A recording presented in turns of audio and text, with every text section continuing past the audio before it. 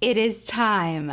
I've spent so much time researching for this video, sacrificing the comfort of my armpits just to make this video because I was interested in natural deodorant. I was interested in what all the hype was about. So if you're interested in the hype behind natural deodorant, whether it's actually worth it, whether you should do it, I have a full experience and a bunch of science to share with you. So if that sounds interesting, hang tight.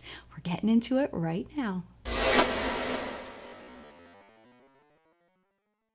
So if you're curious about what is on my face and why I'm wearing my fabulous new Back to the Future shirt, then you can check out the video I just put up on my 2017 favorites. Where are they now? We went back to the future on that one.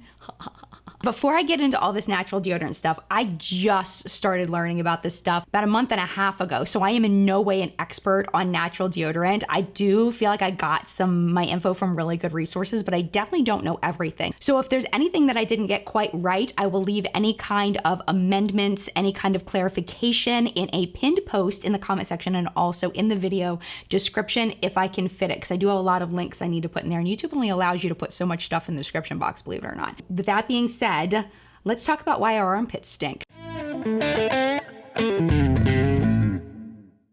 The reason why armpits stink is because we get real sweaty down there because our arms, go like this all day long and they get sweaty. The bacteria forms in that sweat, in that moisture, and it kind of eats and feasts on dead skin cells and things like that. Isn't this lovely so far? So what antiperspirant does, which is in most of our deodorants that we use, they plug up your sweat glands with aluminum, and that minimizes how much you are able to sweat. Therefore, there is less sweat. Therefore, there is less bacteria, therefore you stink less. When this stuff gets into the duct leading to an endocrine gland, aluminum ions enter the cells lining the walls of the duct. Water molecules pass into the cells with them. The cells around the duct begin to swell with the water, enough to squeeze the ducts closed. At that point, sweat can't get out, and you're stain free for a while. And then the deodorant part is what helps to eliminate the scent. So there are fragrances and things, and there's also antibacterial stuff in the deodorants that cut down on your stankage. But you may have heard, especially if you've heard advertising for natural deodorants, that there are claims that the traditional deodorants and antiperspirants are terrible for you, and that's why you should switch to natural deodorant. Where did all of this come from? Well, it came from 1999 when there was a spam email that was sent and our spam filters weren't nearly as good. And you would get these emails, you'd be like, oh my gosh, and you'd think that the sky was falling when it wasn't. People were sharing it with each other and everything, and it was basically all debunked. One myth is that antiperspirants block the purging of toxins, which build up in the body and cause breast cancer. That is false. Actually, sweat glands, from what I've read and what I understand, don't actually build up anything. That's not something, they're not a purging kind of a thing. Like, that's just not what sweat glands do. You can't purge toxins out of your sweat glands. It's not real. And the cancer causing, there's no evidence that it causes cancer. Some people believed that because the deodorant was really close to the breast here, that was why people were getting so many breast tumors and things really close right here. But the breast tissue actually isn't evenly dispersed within the breast. So over here, you actually just have lots more breast cells, and your breast is more dense over here. That's why lots more things happening that tend to happen right by the armpit. It has nothing to do with whether you use antiperspirant deodorant.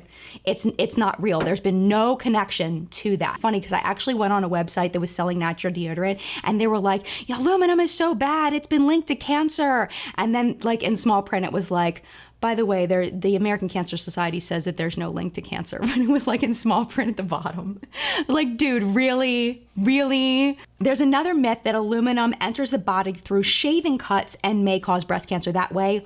also not true. No evidence to support that. And there's another misconception, and it has to do with links to Alzheimer's disease. So there were some studies done in the 1960s that found increased levels of aluminum in the brains of patients with Alzheimer's disease, but they couldn't find causation. Just because something there doesn't mean that that's what is causing it or that it's even, there's any harm to it. And scientists tried to replicate that study and they couldn't replicate it. It was just this one study in the 1960s. The last one is that parabens that are in deodorants cause increased cancer risk. That's been debunked as well.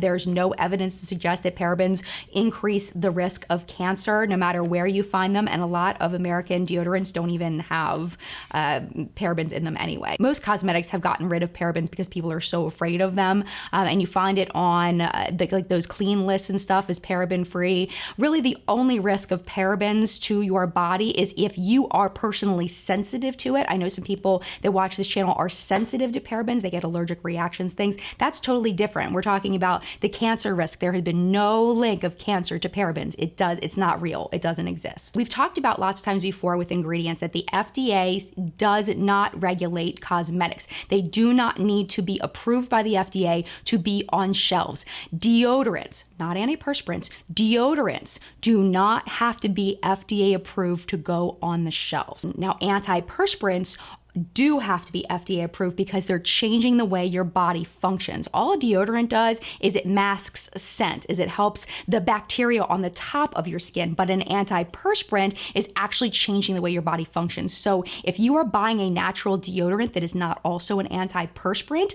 then it does not have to be FDA approved for safety. So unless there's complaints, it can just be out there. So keep that in mind. But that's the same as any cosmetic, any foundations, moisturizers, any eyeshadow palettes, eyeliners, mascaras. I mean, any cosmetic you can think of that doesn't have a medical claim does not have to be FDA approved.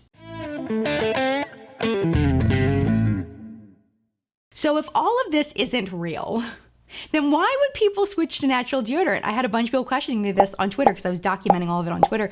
Because science, because fun, because I wanted to learn about it, and that's why we're doing it. But there's other reasons other than fun. Some people that do have a family history of Alzheimer's cancer, they just want to be 100% sure that they're not contributing to it through the use of traditional deodorants and antiperspirants. Because there needs to be more research on it when it comes down to it. Like there needs to be more research on everything. There's so many things that need more research. So just in the utmost of caution, people still don't use them for that reason. And some people just really like things that are more natural. Some people might have allergic reactions to certain things that are in traditional deodorants that may make it so that they can't use them. But that doesn't necessarily mean that they'll be fine with natural deodorants either, because just because something's natural doesn't mean that you will not have an allergic reaction to it. Natural does not necessarily mean better. Another thing that I read, which I thought was really interesting, is that because the deodorants are aluminum free, if you notice yellow stains on your clothing from deodorant, using a natural deodorant could minimize those yellow stains. I've never seen that on my clothes, but I know I've seen it in like detergent ads and stuff like that. And also with natural deodorants, there's more fragrance-free options. So if you're sensitive to scents, you may have better luck with a natural deodorant than a traditional deodorant. So now let's talk a little bit about my natural deodorant journey and what I tried. So here was my original routine. So where I started was that I had read somewhere that if you use a chemical exfoliator, it can help your pits not to stink so much because it exfoliates off the dead skin cells so that the bacteria doesn't have anything to eat when it gets there, and it cuts it down. So I was like, okay, this is what I'll do. I'll use my Pixie Glow Tonic under my armpits first using a cotton pad, and then I'll use the Secret aluminum-free deodorant in Daylily. I just saw this at the drugstore, picked it up. I didn't do any ingredient research on any of this before I started. I just was like, okay, I'm just gonna be, consumer bee, just walking around and just picking stuff up. I will tell you, when I first started using this combo, I was very, very happy. And when I started it, I was just exfoliating my right side and not exfoliating my left side to see if it made a difference. and the exfoliation side definitely was better. Now, once I realized, okay, the exfoliation is working with this is doing okay. This is like maybe less than a week in. I was like, okay, I'm gonna order something else. Now, while I was down at Cosmoprof in Las Vegas, I met a company called Sway. So what I ended up buying was their Sway Detox Bundle, and it comes in this little bag. First, you do this underarm detox mask, and this is like a charcoal, apple cider vinegar, bentonite clay based mask. We'll talk about ingredients in a little bit. So you do that 3 days a week. And then you do this. This is their detox deodorant, and this is in the scent vanilla. It doesn't smell anything like vanilla. Let me just tell you, it smells like flowers. Like, after that, then you let that dry, which takes a couple minutes, and then you use this. This is a dusting powder, and you pat this on. It's got a puff here. What I was doing was I was kind of going like this to get some of the puff on here, and then you puff that on underneath your arms, and that's arrowroot powder and some other things we'll talk about in a second. I ended up keeping this routine on right pit, and then I started doing the Sway stuff on the left pit, because you know, you got 2 pits, you can do 2 different routines, works out great, right? This is where it all went south. So I was using that routine for a while, and when I first started using the Sway stuff, I noticed that my left pit, the one that had the Sway stuff on it, that one was stinkier than my right pit with this routine. So I was like, ooh, I did something good with the Pixie toner. Like, that's so cool. I was so excited. And then a few days later, I was like, oh, right pit's real stanky. Like real stanky. And then left pit that was using the Sway stuff was doing really well. I was like, oh, okay, this is now like 3 weeks in. This is failing horribly on me, like really, really bad. Then, I guess it was about 3 weeks into using the Sway stuff, I put this on, and I left it on. It says 5 to 10 minutes. I would leave it on for like 8 minutes, and I left this on, and oh my gosh, it started burning for the first time ever. And I hadn't just shaved or anything, okay? Because I know sometimes when you shave, it can, you know, cause irritation with stuff like this. I hadn't just shaved. I put it on, and I was like, oh, that feels a little bit weird. But I kept it on anyway because I'm an idiot. So I kept it on anyway. I pulled it off, and my armpit was just red everywhere it had been applied. I was like, okay, well, I guess I'm not using that anymore. I put that over to the side, and I was like, okay, I'm done with that. So then a few days later, I'm just warning you, I'm gonna put up a picture of my armpits. If you do not want to see a picture of my infected, terrible armpit, it's really not that bad. It's just bumpy and lumpy. If you don't want to see it, I will put a timestamp, you know, so you can skip it if you want to. I stopped using this, and I think that's what started causing the issues, because I stopped my detox stuff and just started using this and this. This was what I was using, and I noticed that there was a lump in the middle of my armpit. It was like a pea-sized lump right here in the middle of my armpit. And then I put it up on Twitter. I was like, oh my gosh, I'm freaking out. And it started being painful. Like, it was painful. And then a couple days later, I had more of them, and it started burning, and I had a big lump here, and there's the picture. And it was very uncomfortable for about 4 days. So I was like, you know what? I was like, people on my, you know, on Twitter tell me, go to the doctors. I'm just gonna go to the doctors. Like, I found like 6 lumps underneath my armpit, like freaking out. I was like, they're probably swollen lymph nodes, but people on Twitter tell me it could be cysts, like, and they might have to be drained. And I'm like, I'm like freaking out. So I made an appointment with my doctor. Couldn't get in with my doctor for a few days. So by the time I got to my doctor, the redness had gone down quite a bit. I did still have a couple of lumps, but it wasn't nearly as bad as it had been. And she said that it was swollen lymph nodes and also an allergic reaction is what she diagnosed me with. So she said to discontinue using this stuff immediately. While all that was happening with this, I had decided I was going to abandon these because my right pit was smelling so bad. Like, I was smelling rank. It was so gross. It was straight onion, floury nastiness going on under right pit. So I've got, you know, all diseased looking left pit. I've got stinky right pit. We're in a real bad place. I was like, okay, a bunch of people in my comment section, they're either talking about Lumi or they're talking about Native for deodorant. So I decided to go with Native, and this was the selling point, okay? They had a 3-pack, so I got the 3-pack. I'm not kidding you. I'm not kidding you. This is real. This is pumpkin spice latte scented deodorant. It's a real thing. And I was like, I guess I'm buying some Native deodorant. And I'll tell you, it smells exactly like a pumpkin spice latte. That's what my pit smelled like when I used this. And I was so happy. So now We're up to present time. My left pit is completely healed at this point, and now I'm using my pumpkin spice on both sides. And I have to tell you, I am absolutely loving the Native deodorant. It has been wonderful for me. I love the scent of it, but it has been a process. And I want to talk to you about the process of it, what happened, why I think it happened, because I want you to be able to apply this information to other deodorants that you're using so you can pick the one that's right for you, or help you decide whether you even want to do this at all, because this is a crazy process, man. So let's just go back a little bit and talk about the different products that I tried and why I think they failed. Let's talk about the Secret aluminum free. The only thing in here, there's one ingredient in here that could be an antibacterial. It's mostly an emollient, and that's C12-15 alkyl benzenate. And that is the only ingredient that could be an antibacterial. That's why this stuff sucks. It's just texture, smelly, texture-y stuff on your pits. It makes you feel wet. It makes you stink. I do not recommend this at all. It is absolutely awful. Now, as far as the Pixie tonic underneath the arms, that is not what this stuff is supposed to be for. It worked for a short period of time. So if you're just starting a detox and you want to try it, you can try it. I mean, it's really, I mean, it's just glycolic acid. It's aloe leaf juice. There's some witch hazel water in here, some fragrance. There's lots of citrus extracts in here.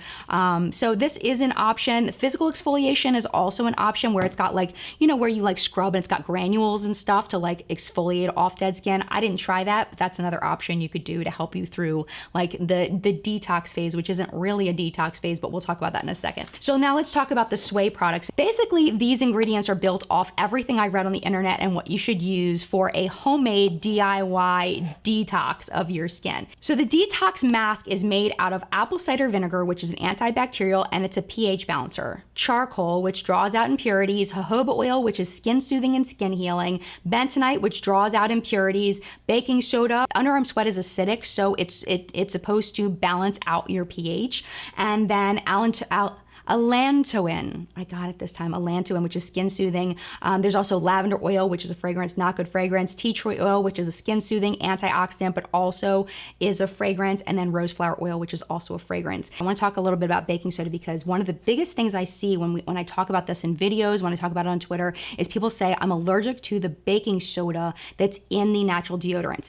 That most likely is not real. Most likely. What's probably happening is the pH of your body is not compatible with the level of baking soda that's in that particular product. There's probably too much baking soda in the product. Because this is the thing, everybody's body has a different pH. So what natural deodorant may work for me with a certain level of baking soda with certain pH balancers may not work for you, which is why someone can say, oh my gosh, Native is the best deodorant ever. But then some people will be like, no, it's terrible. It didn't work for me. It's because our pHs are so different from person to person. So it's not that you were allergic to the baking soda, because if you were, you wouldn't be able to eat the cakes and cookies and whatever else baking soda is in. You would have an allergic reaction to it because you'd be ingesting it. You're having a reaction, but it's not an allergy. It's because of the level isn't compatible with your body. So I'm not 100% sure what it is in this product that started irritating my skin, but I would imagine it has something to do with the pH balancers not meshing with my skin. Now with the deodorant, water is the number one ingredient, and then rose flower water, which is basically fragrance water. It's awful. And then witch hazel. So the idea behind the witch hazel is it helps your pores to contract. And the idea is that if they're contracted, then they're not going to be able to let as much sweat come through. I did not find that to be effective in this particular product. I felt like I sweated more, which is part of that changing over to natural deodorant anyway. I felt like I was sweatier with this product than I was without the product. I don't know, super weird. Witch hazel also can lower your pH, and it's also an antibacterial, so that's supposed to help. Aloe leaf juice, which is skin soothing, that apple cider vinegar, which is the antibacterial, pH balancing, and then the tea tree oil, which is the skin soothing antioxidant and also fragrance. There's also lavender oil and a fragrance in here, so lots and lots of stuff. The thing that I feel like has the best chance of actually being good for me out of the Sway stuff is the dusting powder. So what this is made out of is tapioca starch, which absorbs wetness, and then arrowroot powder, which is supposed to help remove toxins from the skin and also absorb the wetness. It's also got aloe leaf powder, allantoin, and then it does have a couple of fragrance oils. It's got sweet orange oil and grapefruit oil in here. But I do feel like this is a product I do want to keep trying to use and see if it works. this is the only one I still have hope in. I don't know. I think I'm gonna get rid of these two. I don't, So finally, let's talk about the native pumpkin spice. In my 3-pack, I didn't show you, I also got the coconut vanilla, and then I got the unscented because I wanted to see if the unscented actually seemed unscented. It smells like absolutely nothing. It is unscented, which is wonderful for people, especially for people with fragrance allergies, people concerned about fragrance allergies. The fragrance free is really, truly fragrance free, and you cannot smell it at all. So the native, number one ingredient is caprylic triglyceride. You see that in tons of cosmetic products. Tapioca starch, that I talked about, that absorbs the wetness. The baking soda is in here. The magnesium hydroxide, which is a pH balancer and antibacterial. Coconut oil, again, antibacterial, antifungal. I know coconut oil does not work well for some people. Something called cyclodextrin, which is an odor absorber, and then shea butter, which is a moisturizer and an anti-inflammatory. And then, of course, there's fragrance in here, unless you get the unscented one. And this has been working so well for me, I'm telling you. Like, it has been working really, really, really stinking well. And it smells so good. It does. Now, the only thing is that I do still sweat. This is not an antiperspirant. It is a deodorant. So keep that in mind. If you're someone that sweats excessively, all this is going to do is take care of the stink. It's not going to take care of the sweat, like, at all.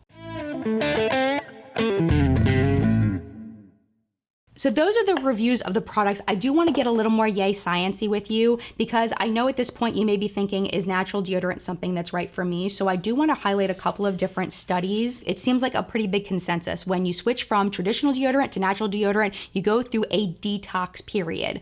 That's not actually what's happening. Your body gets really confused, in short, especially if you've been using it like I have since I was a teenager. I've been using the traditional deodorant. So when I stopped using it, body's like, whoa, dude, what's happening? You know, my pores are unclogged and now I can just pour out all the sweat. What is even happening? And your body gets super confused. And there was a study done in 2016. They had two groups of people who use no deodorant, antiperspirant at all, and then people that were using traditional antiperspirants and deodorant, and they had them stop to see what would happen, and they compared the two groups. So when the deodorant antiperspirant were stopped completely, the amount of bacteria was way higher than what someone would have if they had never used or do not currently have a routine of using traditional deodorant antiperspirant. And then when the person went back to using their antiperspirant, the bacteria went straight back down to their regular levels. The not using the antiperspirant had caused this like crazy colonization of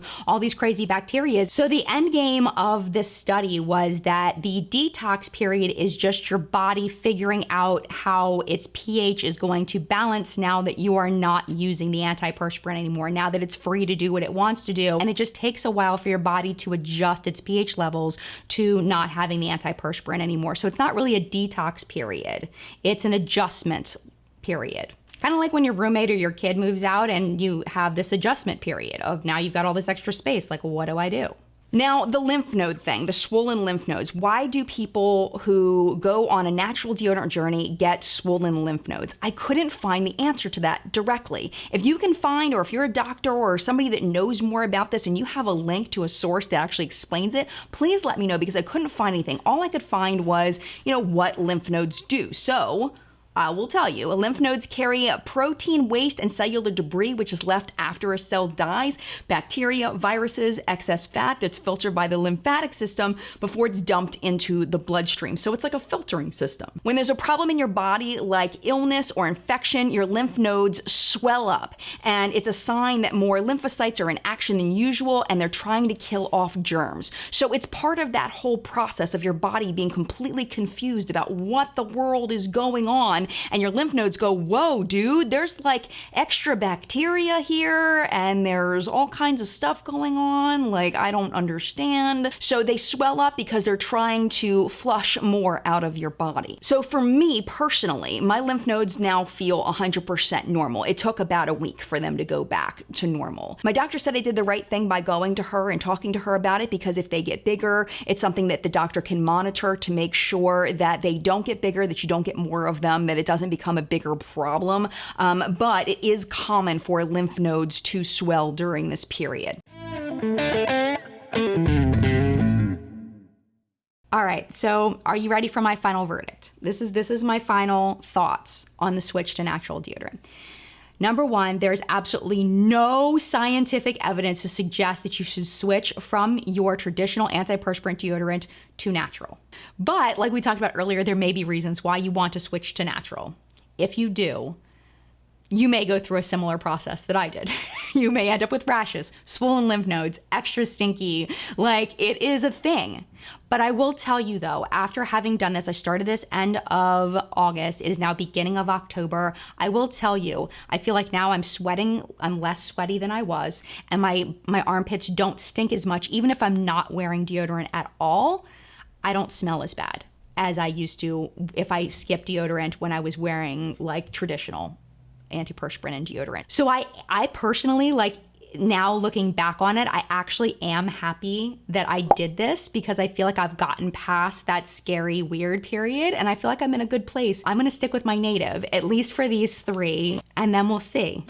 Maybe I'll buy more native, maybe I'll try something else, maybe I'll go back to traditional. I don't know, because it's gonna be a while, because it takes me a while to go through a whole stick of deodorant, and I'll keep you posted if anything changes next year but for now, I'm sticking with it. I actually really like it now. It just, we went through some things, my pits and I. We went through some things, but we're good now. Looking back, would I do it knowing that all this was going to happen? Absolutely not. I don't think it was worth it. But now that I have, I'm just gonna stick with it because I like where I'm at now, but I don't think it was worth it. Not at all. That being said, it is now your turn in the collective brain of makeup awesomeness where we help each other not to buy crap and to buy things that are totally worth it. I know so many of you have experience with natural deodorants, and I know that you love to share those experiences. So please leave those in the comments down below so we can all learn from you. Thank you so much for watching. I hope you enjoyed this video. I know I enjoyed making it for you. And if you would like to hang out a little bit longer, you can go ahead and click the video that YouTube is directing you to right over there. You can hang out with me just a little bit longer. If you have to move on for your day, that's fine too. Thank you for spending as much time with me as you did, and mad love to you. I will see you in a video very soon. Stay less stinky and stay healthy. Mad love.